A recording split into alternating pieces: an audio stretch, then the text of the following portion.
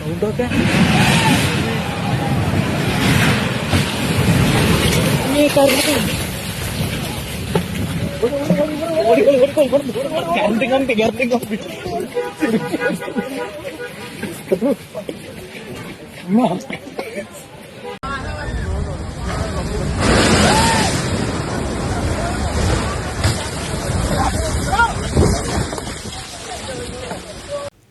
മലപ്പുറം പാണക്കാട് ഇടയിപ്പാലത്ത് വൻ മണ്ണിടിച്ചിൽ.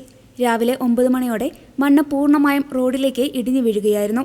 സംഭവസ്ഥലത്തുണ്ടായിരുന്ന മാധ്യമപ്രവർത്തകരും പോലീസും നാട്ടുകാരും തലനാരിഴയ്ക്കാണ് അപകടത്തിൽ നിന്ന് രക്ഷപ്പെട്ടത്. വലിയ മരവും തെങ്ങും കടപുഴകി താഴേക്ക് പതിച്ചതോടെ പ്രദേശത്തുണ്ടായിരുന്ന ആളുകൾ ഓടി രക്ഷപ്പെടുകയായിരുന്നു. വ്യവസായ വകുപ്പ് മന്ത്രി PK കുഞ്ഞാലിക്കുട്ടിയുടെ വീടിന് സമീപമാണ് മണ്ണിടിച്ചിൽ റിപ്പോർട്ട് ചെയ്തത്. മലപ്പുറം പാണക്കാട് റോഡിലേക്ക് പൂർണ്ണമായും മണ്ണ് ഇടിഞ്ഞു വീണതിനെ തുടർന്ന് നിലവിൽ ഈ പാതയിൽ ഗതാഗതം പൂർണ്ണമായി തടസ്സപ്പെട്ടിരിക്കുകയാണ്.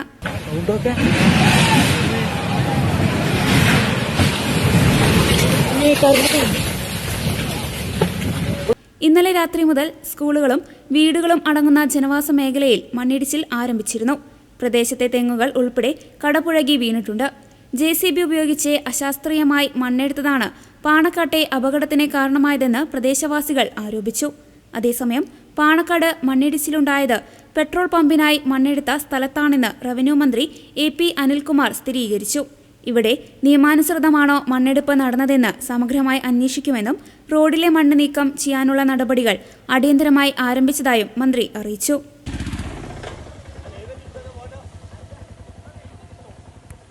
നമ്മുടെ ഇടയപ്പാലത്ത് ഇവിടെ പൊട്ടിക്കൊണ്ടിരിക്കുകയാണ്.